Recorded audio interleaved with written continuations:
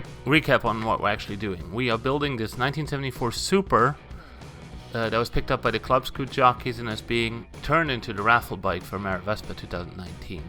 We tore the engine apart, which was a 2-port, and with the help of Joke Sola from SaintsCycleWorks and a little bit of welding, we turned it into a 3-port and put it together. Well, in the last video I forgot to put the Kickstarter gear in, like the idiot I am, so I took it home, split it, and put it back together right. So at this stage, what was left to do on the engine is get the cylinder going, which I already mounted the piston here. Then we have to put the ignition on, tighten the intake, and then make sure the clutch fits. So for this project, the Club Scoot jockeys and I, we decided to go with a Molossi 166. Not only are the ports easily manageable when it comes to cutting, but you get a lot of value for your money. Like, the cylinder head is beautiful, the piston is high quality, and the timing's already pretty aggressive, so I didn't have to go in and cut. I actually didn't cut anything, I just chamfered the edges off, and I just plopped it on there as it was. One of the cool things about the Molossi kit, they give you 2 gaskets. They give you a base gasket and they give you a head gasket, but it seemed like the piston had a lot of clearance, so I didn't want to put both on. I ran a little squish test, and turns out it's about 1.6 to 1.7 millimeters of squish. That is a little high, so adding that new head gasket wouldn't do anything at this point. So I decided to run it like this, and it will make it easier to run pump gas and avoid pinging. Then the last thing to do is to tighten down the studs. I had them pretty loose as it was making port matching and everything a little lighter, and torque down the cylinder head.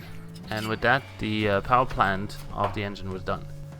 And we can discuss the clutch a little bit. I decided to put a Stella clutch in it with a 21 tooth primary and 7 springs. It'll make gearing without big puffy tires a lot easier, as well as clutch lever action. Well, in order to do this, Joe threw it in the machine and ground off the tab that was in the engine, because the 6 spring clutches are a little smaller in the Super. And we had our clearance. Now the clutch cover was still hitting just a tiny bit, so I ground out the oil tap in there. Also needs to be done when you use Koza clutches and so on. After the clutch was tight, the little pressure plate was slipped back in place, and I could throw on the clutch cover. I really like this clutch cover. If you look at it, it's so clean. As this is usually one of the dirtiest parts on an engine, it just looks gorgeous, like new. If you win this bike, you're gonna get a new everything. So the backplate for the brakes that we threw on also went into the polishing process of SaintsCycleWorks, and I finished up by mounting new brake pads. I threw on the old hub here, but when it was gonna go up to Lake Geneva, they're gonna throw a painted nice yellow hub on there. But the engine is done. I mounted it in my running engine stand, and it was ready to be fired up for the first time.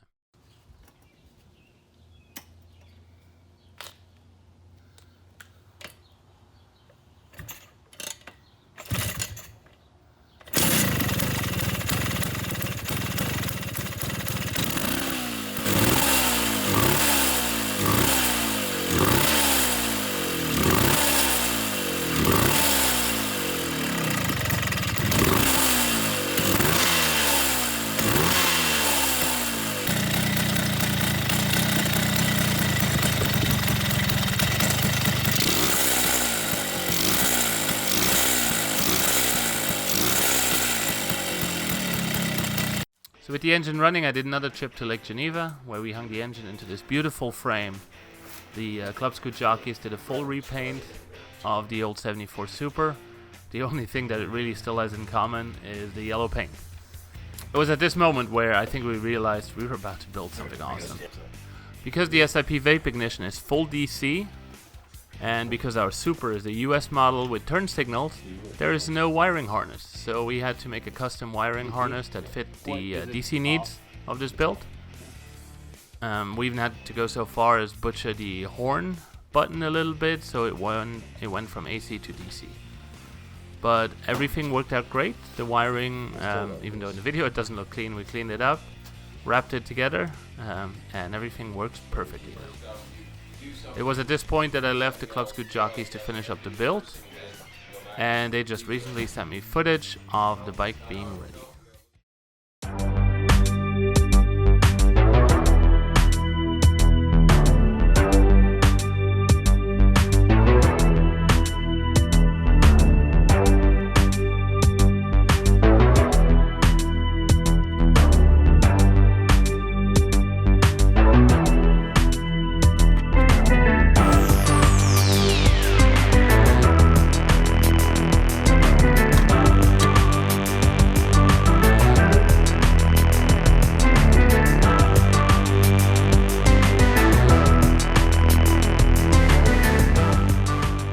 Maybe I'm biased because I worked on this, but this thing looks so good.